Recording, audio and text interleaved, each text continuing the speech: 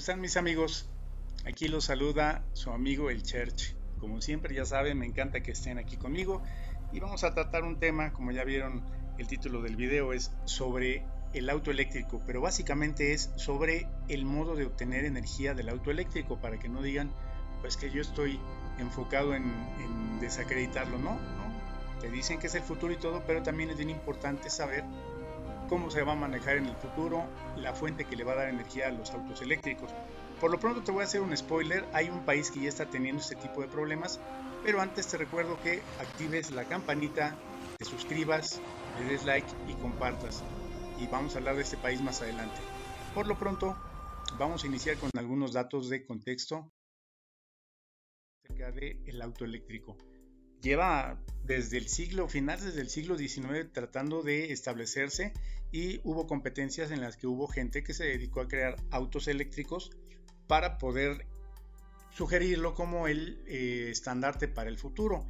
El auto eléctrico obviamente ha manejado motores que no son muy grandes y dan mucha potencia en el acto. El problema de los autos eléctricos siempre ha sido el tamaño de sus baterías o el tipo de baterías que utilizan, qué componentes tienen, que muchas veces son altamente contaminantes. Estos carros han ganado competencias desde inicios de siglo y establecieron récords de velocidad. Aquí el auto eléctrico, la nunca contenta o la jamás contenta, llegó en primer lugar, pero por el peso de las baterías, por el nivel de carga y el tiempo que requería, pues fue descalificado porque también no era muy maniobrable. Detrás de él entraron vehículos a vapor y de gasolina, pero el de vapor también era muy pesado, muy poco maniobrable, y pues el de gasolina fue el que ganó finalmente, al que le otorgaron el triunfo. Descalificaron al auto eléctrico y la historia ya la conocemos. El auto de gasolina se impuso durante más de 100 años.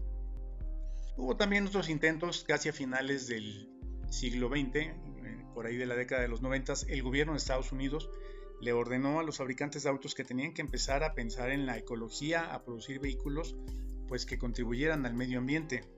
General Motors y otras marcas entraron al quite, pero también lo mismo de siempre. En este caso el vehículo no lo vendieron a la gente, hicieron un experimento y lo rentaban.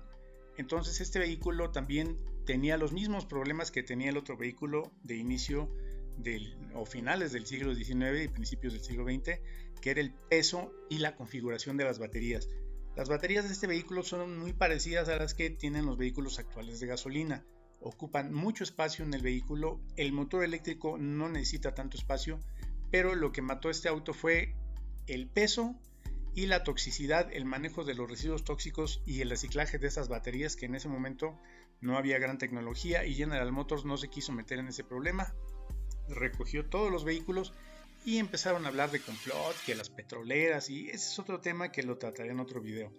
Finalmente General Motors sabía que se exponía a que tuviera grandes multas millonarias por parte de la Agencia Protectora del Ambiente de Estados Unidos y del mismo gobierno, y como se relajaron las reglamentaciones, ellos volvieron a producir vehículos, se enfocaron otra vez en los de gasolina y terminaron destruyendo estos vehículos, recogiendo todos los vehículos que eran arrendados, que eran posesión de General Motors, y se olvidaron de él durante algún tiempo. ¿Qué ocurrió después?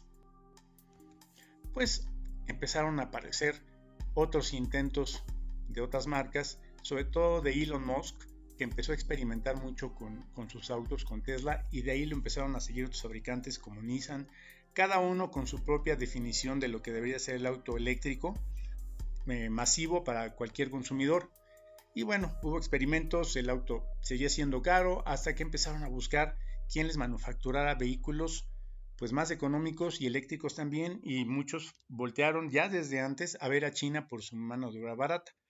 Con esta transferencia de tecnología, los chinos aprendieron a hacer autos, como ya te lo he platicado antes, y empezaron con sus primeros pininos propios, que eran vehículos pues de muy cuestionable diseño, incluso parecidos a algunos vehículos que se promocionan el día de hoy, pero fueron avanzando y empezaron a presentar vehículos pues que ya se parecían más a lo que el cliente exigía. Y hablando del cliente, pues bueno, China empezó a producir a gran escala y se convirtió en el líder absoluto en la producción de vehículos eléctricos. Actualmente es tanta la producción que tienen ellos, porque aparte el gobierno los apoya con un incentivo fiscal y con dinero, al decirles que tú produces y vendes un vehículo, yo te pongo tal porcentaje que a veces puede alcanzar el 40 o a veces hasta el 50% del vehículo. Esto quiere decir que un fabricante dice, yo puedo seguir fabricando y vendo algunos y los demás me va a pagar el gobierno un dinero para que yo siga fabricando sin importar si la demanda es la que me está solicitando el cliente o los mercados. Y entonces empiezan a acumular los vehículos en ciudades, en puertos marítimos para exportarse, y obviamente muchos de esos autos pues se empiezan a acumular y van a terminar en varios países siendo importados en Europa, en América Latina, etc. Entonces esto ya genera un riesgo porque esto ya es una acumulación no solamente de vehículos, sino en lo que estamos hablando también. Las baterías, aunque han mejorado también, son altamente tóxicas y también tienen varios problemas las actuales. Entonces el manejo, el traslado y el reciclaje de estas sigue siendo un gran problema, y en China ya definitivamente los alcanzó porque ahora están viendo que se les acumulan tantos autos y el problema no es por el metal de los vehículos, el problema es por el manejo de estos residuos que son altamente tóxicos y son muy peligrosos. Entonces, ¿qué va a ocurrir? ¿De qué se trata lo que te comenté? Vamos al spoiler que te comenté de inicio. Noruega. Noruega es el país que fue punta de lanza en establecer los vehículos eléctricos como prioridad para mejorar su medio ambiente. Noruega es un país de aproximadamente 5.6 millones de habitantes. Está ubicado al norte de Europa, colindando con Suecia, con Finlandia y con Rusia. Obviamente esta es una economía boyante porque a finales de la década de los 60 descubrieron yacimientos petroleros muy grandes, muy buenos. Entonces los empezaron a explotar y esto disparó su economía porque hay un tema. Ellos extraen y venden, pero ellos no consumen porque tienen sus propias fuentes eléctricas como granjas eólicas, paneles solares e hidroeléctricas. Todo esto alimenta su red eléctrica para, como te lo comenté, que ellos fueran punta de lanza hace más de 20 años con los primeros vehículos eléctricos en el país y desarrollaron toda una red para poder cargar estos vehículos tanto en ciudades como en carreteras. Y te repito, todo esto energías renovables. Vamos a echar un ojo a ver qué es lo que está ocurriendo en Noruega. Noruega tiene liderazgo energético y calidad de vida, como te comenté. Ellos tienen una producción de energía fósil porque se convirtieron ahora en el principal productor en Europa de petróleo y gas y de hidrocarburos.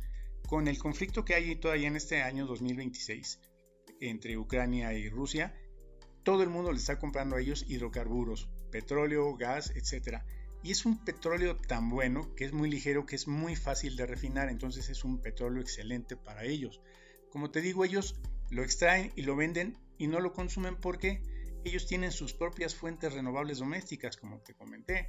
Son sus energías renovables como sus hidroeléctricas, sus eólicas, solares y obviamente todo esto pues para toda la población.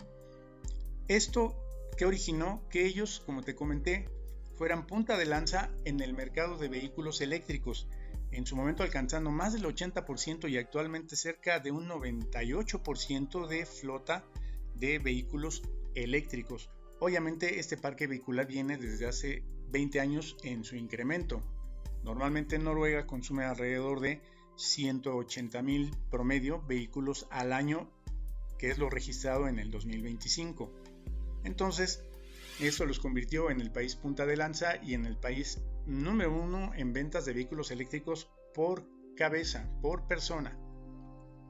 Ahora, esto conlleva también ciertos riesgos, porque ellos empezaron hace 20 años o más de 20 años con unos vehículos que tenían una tecnología que actualmente ya es obsoleta, porque toda esta tecnología va avanzando con el tiempo para mejorar pues, números y tiempos de carga. ¿Qué ocurrió?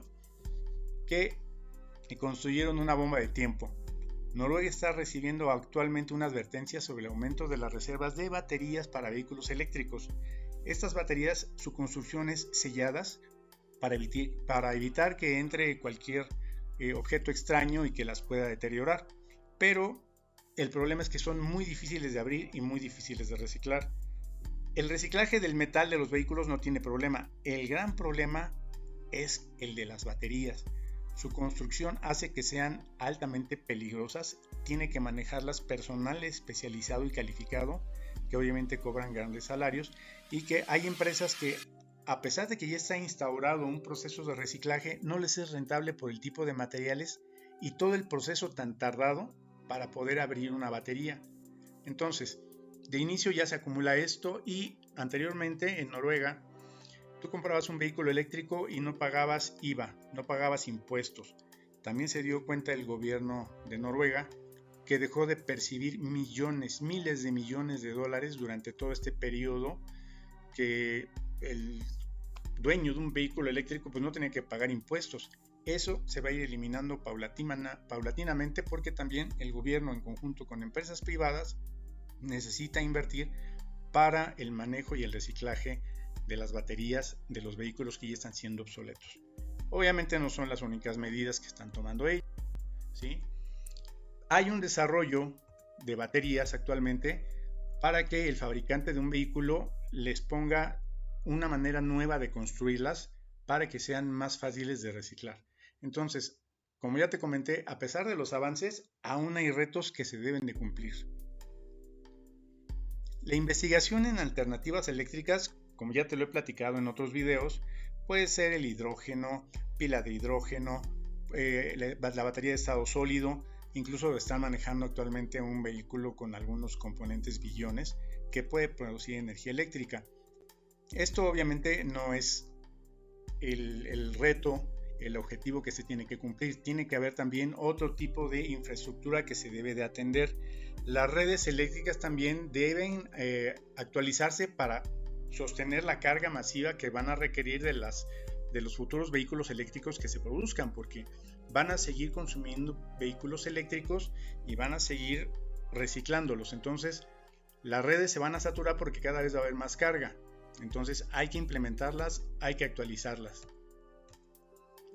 También tenemos que ver la reducción en los tiempos de carga, obviamente con el desarrollo de las baterías, el desarrollo de nuevas tecnologías, para que esto sea asequible no solamente para Noruega, sino para todos los países que están empezando a voltear al auto eléctrico, pero, repito, no con la misma configuración actual que tienen sobre las baterías de ion litio. Esto debe de cambiar. El reciclaje debe ser rentable, debe ser seguro y ecológico, como te comenté, porque en Noruega ya le están exigiendo a todos los fabricantes que tengan un código QR para poder rastrear la fabricación, los lotes, cómo se construyeron esas baterías, qué tipo de ensamble tienen, para que cuando alguien los lleve a reciclar sepan cómo desarmarlos y haya menor riesgo, sea más rápido y más seguro. Y bueno, esto tú me vas a preguntar, ¿qué sigue? Obviamente es la pregunta a contestar, ¿qué sigue? Bueno, de entrada te comento que el petróleo no se va a acabar todavía. Hay reportes de países productores de petróleo que te indican que las reservas petroleras están aumentando. Va a haber suficiente petróleo para surtir la demanda de aquí hasta finales de este siglo XXI, o sea, una demanda de 50 a 100 años. Entonces, eso le da una especie como de colchón a todos los fabricantes para que no se enfoquen completamente en el auto eléctrico, y sino que tengan también alternativas, pues obviamente como los híbridos, etc. Como te lo comenté, hay opciones que se tienen que desarrollar y explorar todavía, como el hidrógeno, el gas líquido, el gas natural comprimido, el biodiesel y algunos sintéticos. Estos ahorita todavía son caros de producir, pero pueden ser una alternativa, muchos de ellos, como por ejemplo el hidrógeno, la pila de hidrógeno, para producir energía eléctrica. También te comenté que se está experimentando con un carro que dijeron que es de agua salada, que es agua de mar. Esto es falso. Este vehículo utiliza, porque lo vas a encontrar, obviamente, voy a hacer una acotación de esto, vas a encontrar información de este auto, se llama Quantino, pero utiliza dos soluciones que al combinarse, porque están cargadas de metales por un lado y de químicos por otra, al combinarse generan una reacción que desemboca en la producción de electricidad. Básicamente es un vehículo eléctrico. Obviamente en este momento una alternativa muy válida es el vehículo híbrido en sus dos modalidades, como el vehículo que genera su propia energía, como el vehículo eléctrico enchufable. Por el momento este es también como que el respiro.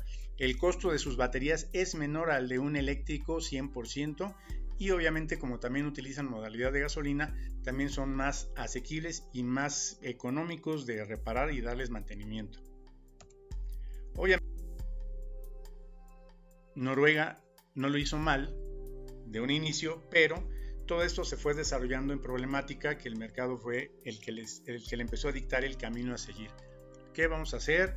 Tuviste la conciencia de que fuera ecológico, eres punta de lanza, pero se acumularon los problemas. Problemas que nos ponen el ejemplo de que debemos planear a largo plazo, considerar todas las áreas de oportunidad que puede tener algún proyecto, algún vehículo y poder estar preparados y prevenidos para que sigan esa tendencia de mejora continua. No puedes concentrar obviamente todo el esfuerzo en una sola tecnología. Me refiero al auto eléctrico, que repito, no es malo. Aquí el tema del auto eléctrico es cómo vas a generar esa energía eléctrica para que sea rentable, sea ecológica. Y también no dejes de mirar la diversidad que hay de tecnologías, el desarrollo que puede haber y sobre todo que el mercado te va a marcar el avance.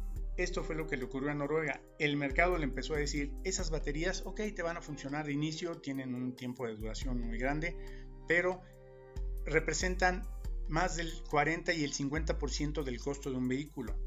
Entonces también cuando estas se llegan a descomponer, le generan también un impacto al dueño de un vehículo porque dice, bueno, si ya no está en garantía, me cuesta muchísimo más de la mitad del costo del auto reponer esas baterías. Entonces tienes que darle oportunidad al desarrollo del mercado, tener prevención y obviamente ver que tengas otras alternativas, no solamente quedarte con una de estas como ya te lo mencioné anteriormente.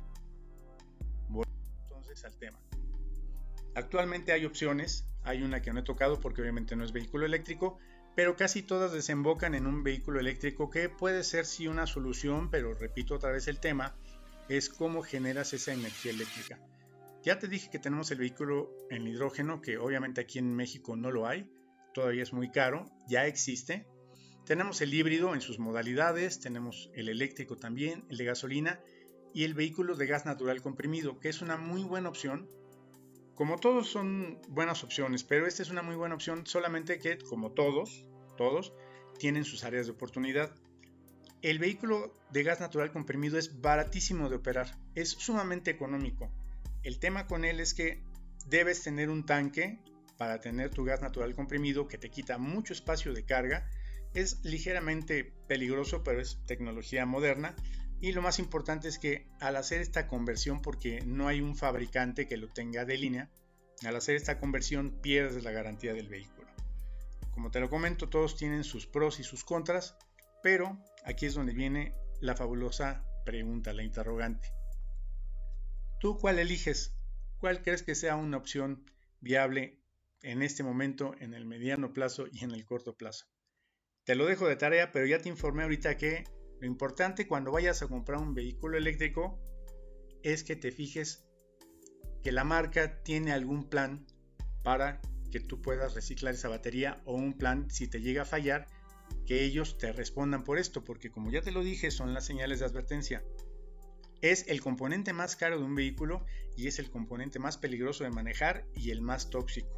Entonces realmente en este momento el vehículo eléctrico no está contribuyendo al 100% con la ecología. Solamente te lo dejo de tarea.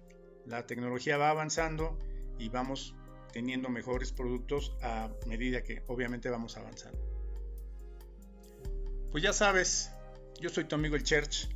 Me encantó que estuvieras conmigo otra vez en este video. Me encanta que estés conmigo haciéndome preguntas, sean para regañarme, para cuestionarme. Yo todo lo respondo, yo todo lo pongo con datos. Acuérdate que ya estoy en Facebook, en el Church Digital. También estoy en X, anteriormente Twitter, como el Church Oficial. Y también me encuentras en Instagram como el.church.oficial.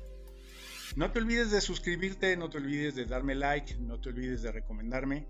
Y si tienes alguna duda, algún tema que quieras desarrollar, como siempre, aquí estoy yo para servirte y para ponerlo bien explicado con manzanitas y con datos. Se despide de ti tu amigo el Church, te mando un gran abrazo, nos vemos en el siguiente video. Cuídate mucho.